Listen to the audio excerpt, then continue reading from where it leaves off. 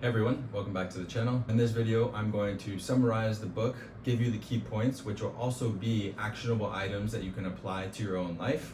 I'm going to give you key takeaways that have helped me in my own life, and hopefully you'll want to read this book by the end of the video. Before I reveal what this book is, I want to give you a short story about how this book fell into my lap. So a friend of mine who lives in New York reached out to me a few years ago and told me that she had just read this book and that it reminded her of me when she read it. She asked me for my address because she wanted to send it to me, and so I gave it to her, and then a few weeks later this book arrived at my house.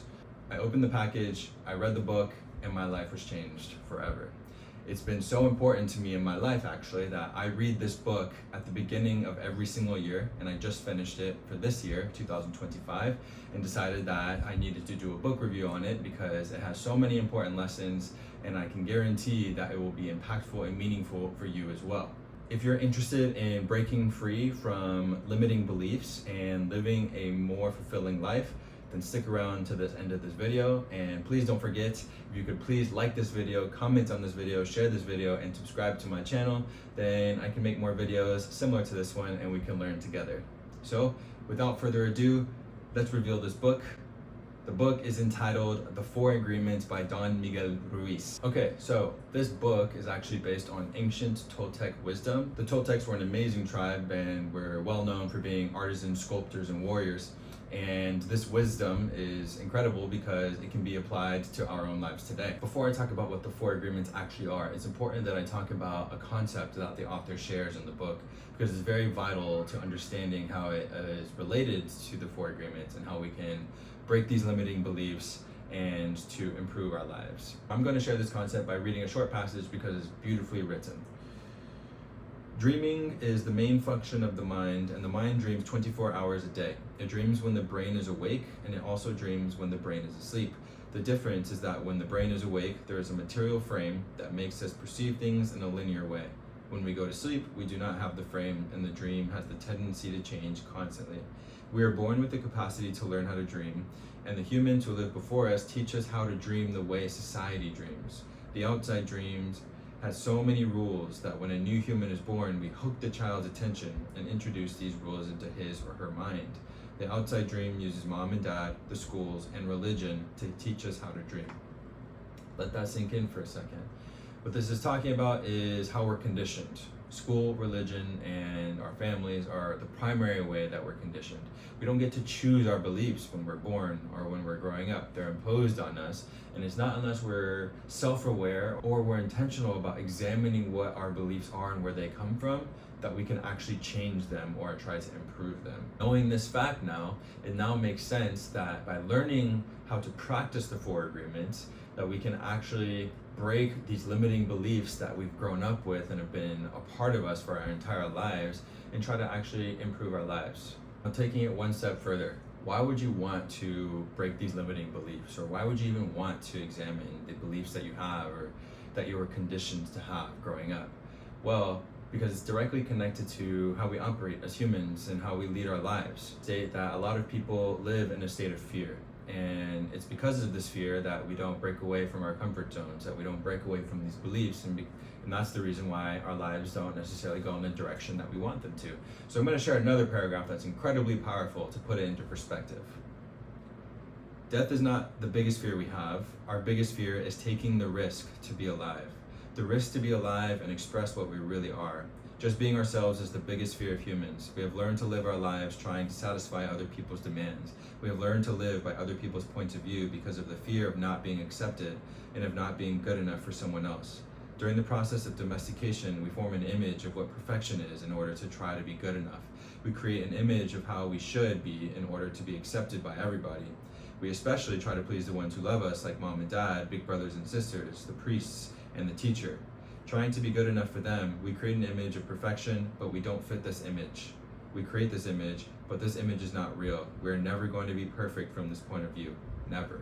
When I read that passage, it hit me really hard, and I felt like I had no other choice but one, to continue reading, but also to try and truly learn how to adapt and integrate these four agreements into my life so that I can try to break free from these fears and this domestication and this conditioning that we all are subjected to.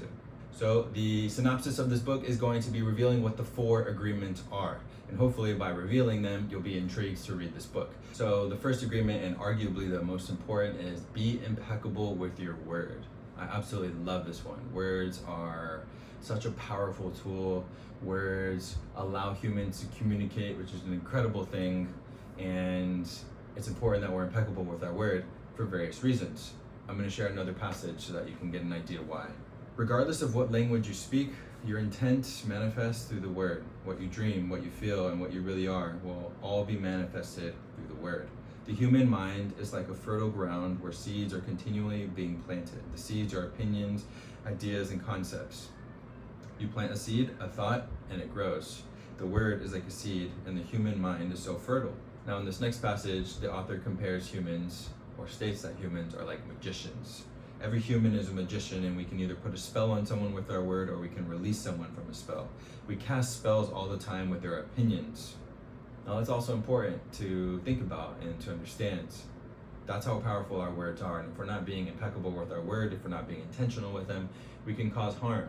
So instead, to be impeccable with your word means to build up, to create, to build confidence, to build self-respect, to do things that are positive. Humans have an incredible ability to communicate by using words. If you're being impeccable with your word, then you are building trust with people, you're building self-confidence, you're uplifting, you're creating, you're doing all of these positive things.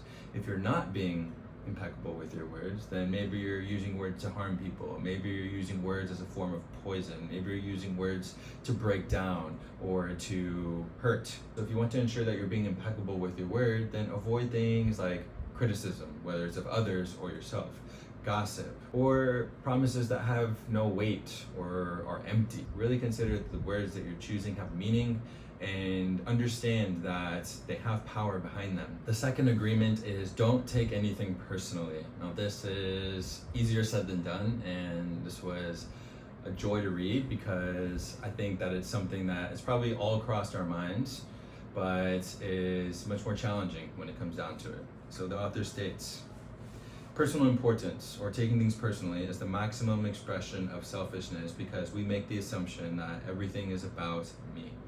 Nothing other people do is because of you, it is because of themselves. All people live in their own dream, in their own mind. They are in a completely different world from the one that we live in. When we take something personally, we make the assumption that they know what is in our world, and we try to impose our world on their world.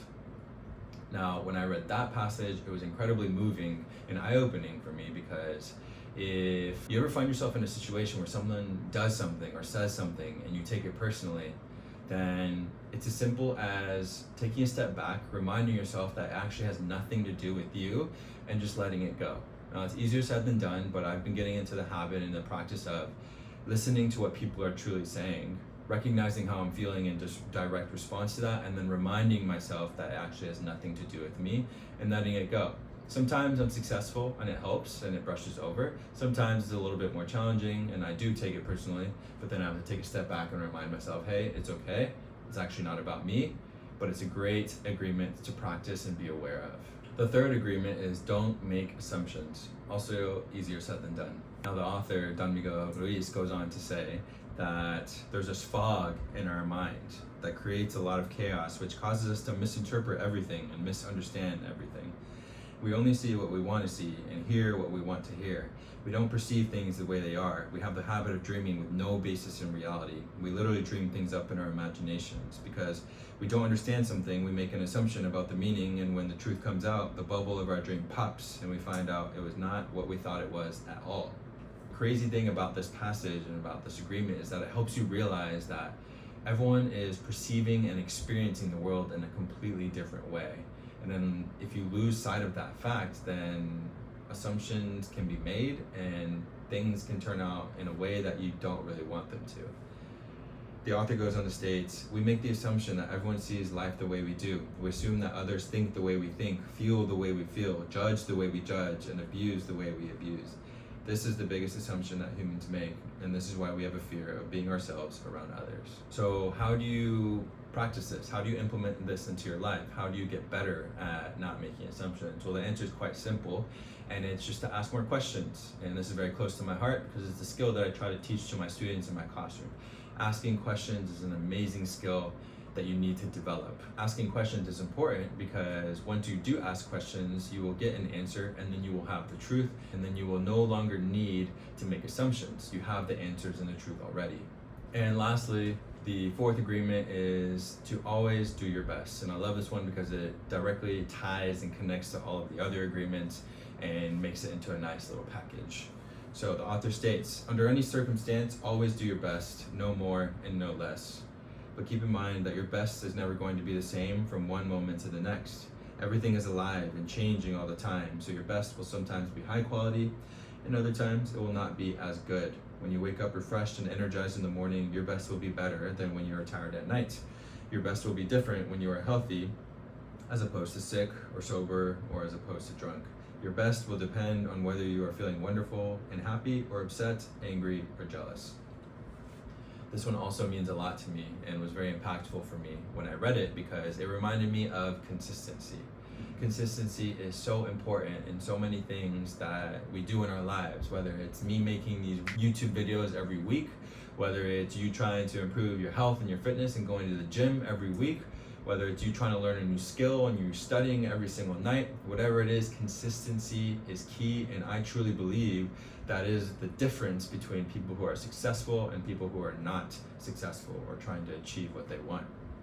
And so by always trying your best, it's focusing on consistency. You don't have to do 100% all the time. It's just showing up and just putting an effort in. You will have bad days and you will have good days, but the fact that you showed up and that you're being consistent is more important than everything else. So if you can try your best to be impeccable with your word, if you can try your best to not take anything personally, and if you can try your best to not make any assumptions, your life will inevitably improve. You'll be able to break through these limiting beliefs and this conditioning that you've been with your entire life, and your life will improve for the better. I promise you. To bring this all home and to wrap this up, thank you for sticking it out with me so far. This book is incredible because it offers simple ideas, simple knowledge from the Toltec people that can vastly improve our lives and help us to break free from our limiting beliefs, which everyone has. I like to look at it as a manifesto or a playbook for life, and it is the reason why I read it at the beginning of every single year.